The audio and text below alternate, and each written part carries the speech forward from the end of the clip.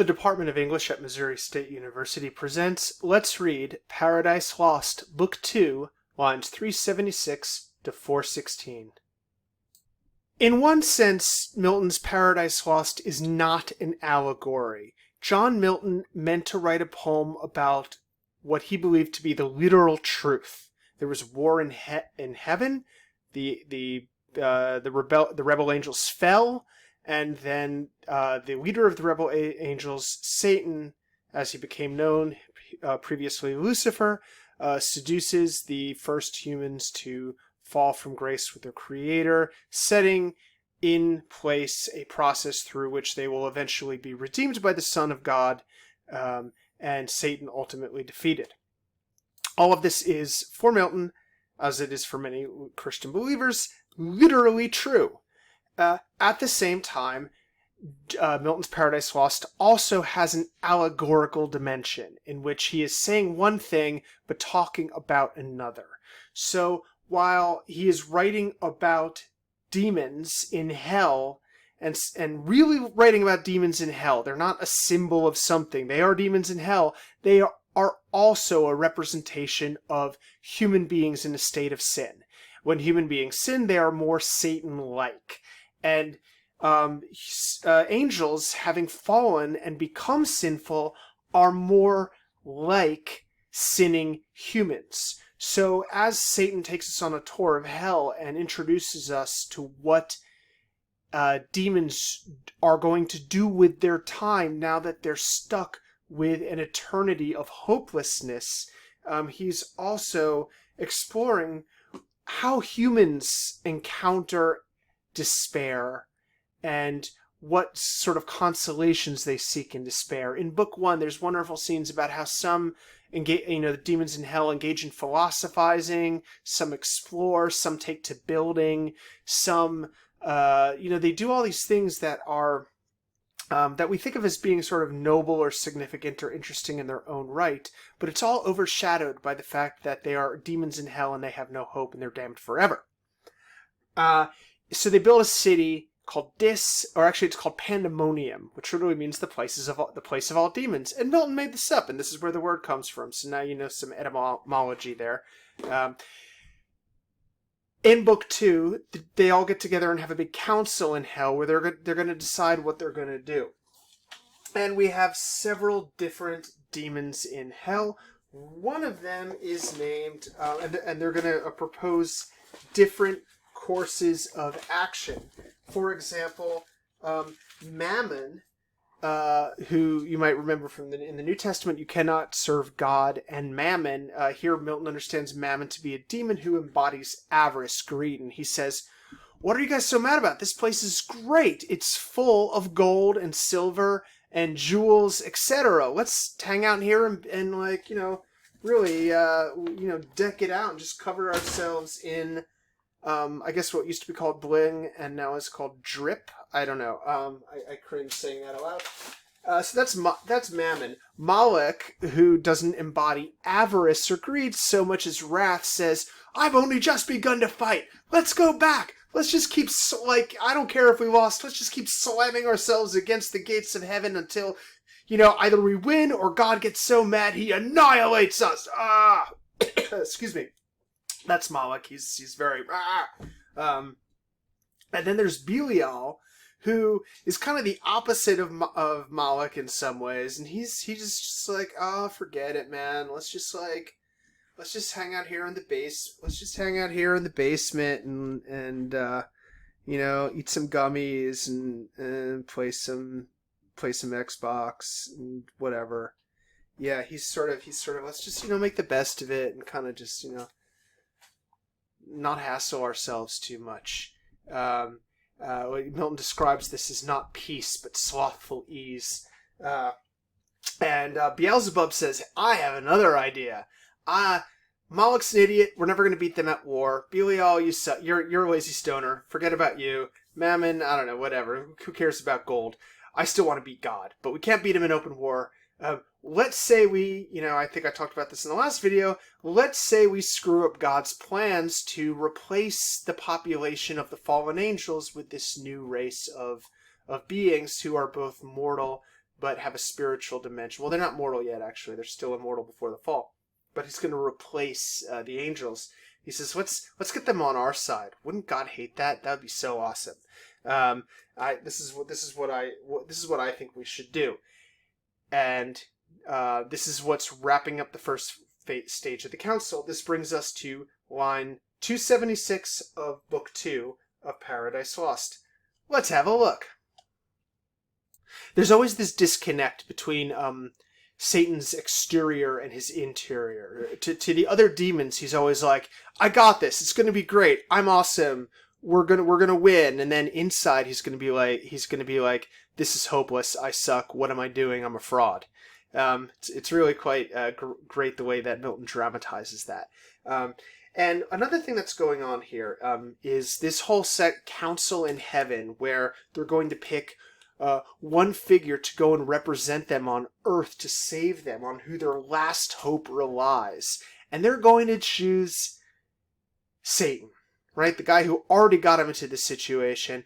Not only is he not going to make things better for them, he's going to make it worse, because the punishment for their initial rebellion is going to be increased by their punishment for sustaining that rebellion through the corruption of humanity.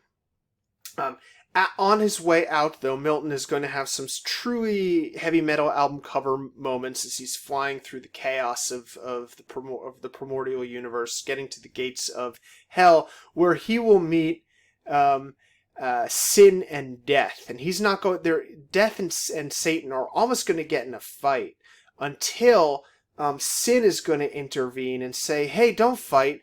You're father and son. Happy Father's Day. Don't you recognize your own son? Don't you recognize your father?" Satan, in the moment that he conceived, we get a flashback now, where Satan, in the moment that he conceived of the idea of rebelling against God and wanted to do it, sin pops out of his head, kind of fully armed, in a reference to the way that Athena pops out of Zeus's head fully armed, and he sees her and falls in love with her, lusts after her, and so and then she gets pregnant with death. You could see once again allegory, right? Satan falls in love with sin, and his love of sin brings death into the world, right? It's got both a narrative coherence and a moral coherence, a psychological coherence as well.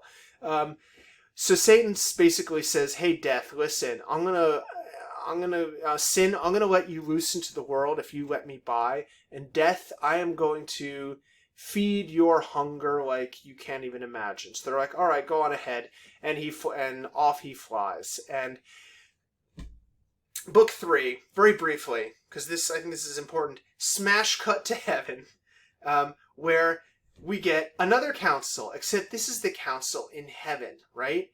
And basically God's up there like, yeah, I know what they're doing.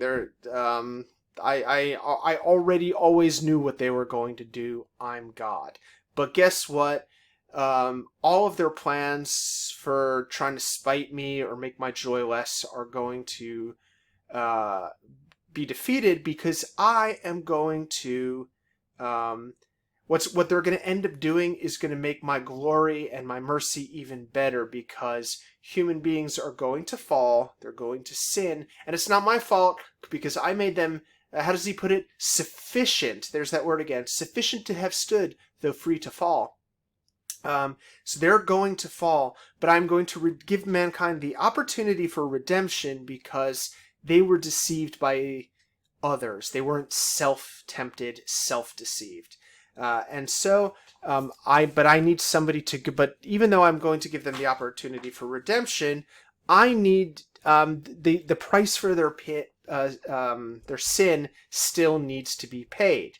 At which point, this new guy who nobody's been paying much attention to yet steps up and says, "I'll do it," and that's the Son of God.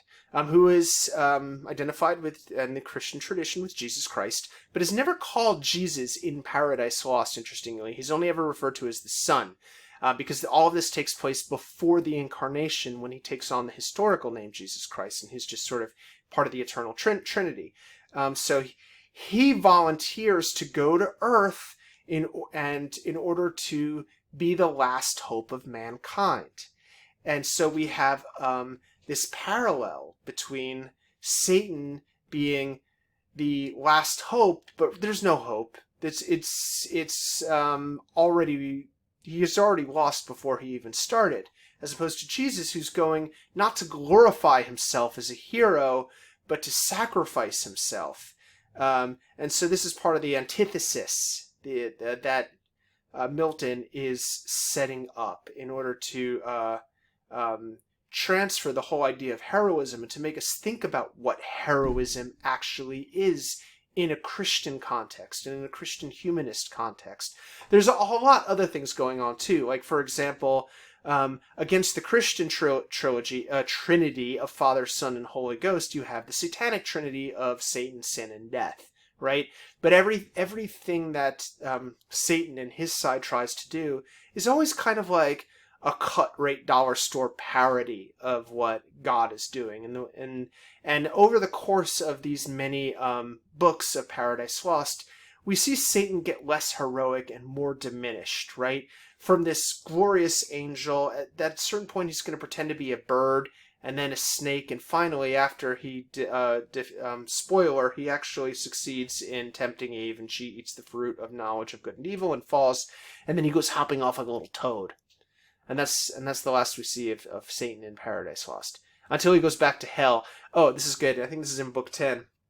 And reports, I did it! I tempted them, guys. We won. And at that point, God zorches them all and turns them into serpents. And so the last we see of hell is them all sort of like wriggling around on the floor of hell, being like cursed to be in the form of serpents till the end of time because of the form that Satan chose for the temptation of Eve. All right, that's enough about book 2 of Paradise Lost. And I would love to be able to talk. I would one day maybe I'll just do a whole read through for YouTube of the whole thing. But you do not have to put up with that this summer. Thank you for joining me. I look forward to talking to you about this book. Bye.